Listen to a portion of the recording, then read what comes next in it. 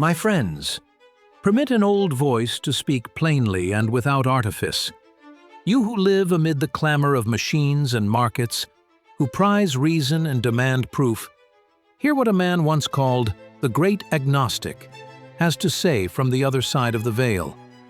Once, when I walked among you, I trusted the intellect as my surest lamp. I distrusted any claim that could not stand the clear light of evidence. I derided doctrines that asked for faith where facts were demanded. Churches spoke of a God of wrath, of a debt paid by blood, of a man who was God. And I, who had tasted the delights of inquiry, found those claims intolerable. I taught my conviction honestly and fiercely. My name became a banner for doubt. Then came that hour we all must face, the laying down of the body and the leaving of familiar things. If you imagine that reason dies with the flesh, let me correct you from my own experience. Reason survives, but so does the soul's capacity to be astonished. At first, I confess, my skepticism clung to me like a shadow. I wandered in a darkness not wholly unfamiliar, a persistence of intellectual habits, a resistance to what I had long refused to accept. It was a slow and painful unraveling of certainties. The change began not as thunder but as a kindly hand.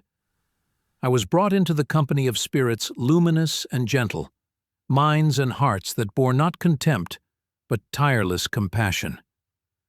Among them was one I recognized at once by the tenderness in her presence.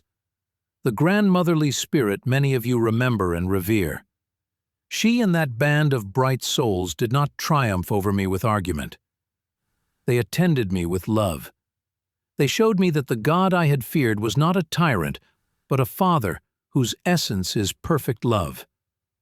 They taught me that seeking, earnest, humble seeking, opens the soul to that divine love.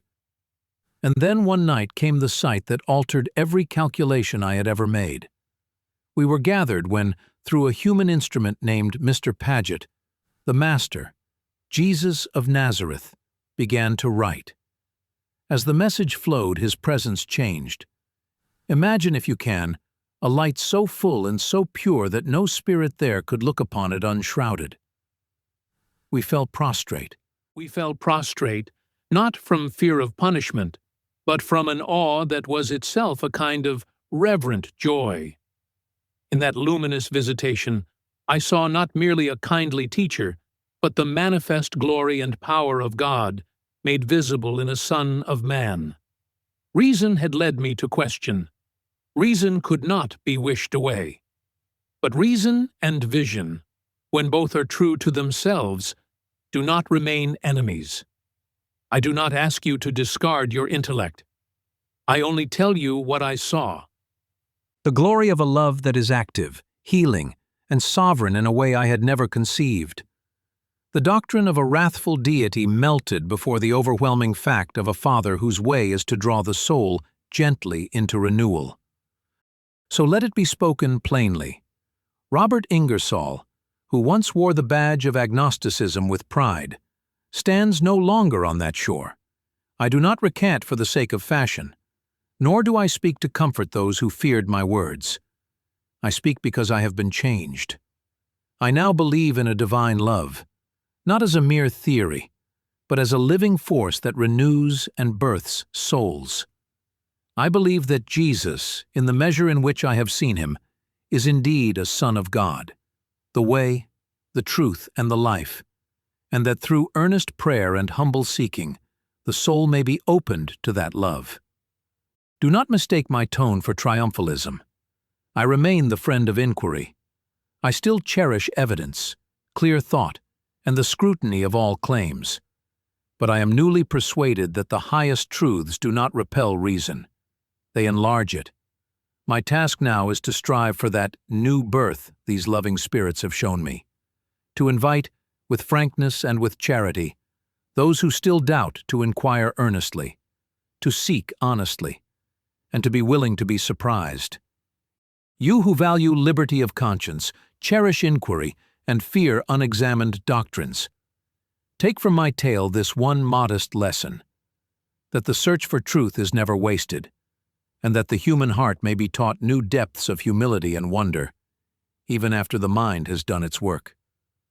I set aside no lesson learned in life. I only add this: there is a love beyond argument that proves itself by transformation. If my words move you at all, let them call you, not to blind faith, but to courageous seeking.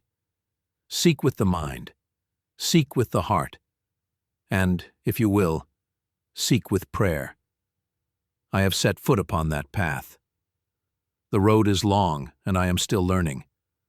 But for the first time beyond the grave, and with a clarity I can no longer deny, I am filled with a hope and certitude that the philosophies of my earlier years could not give me. So hear me, friend. Keep your reason. Keep your courage.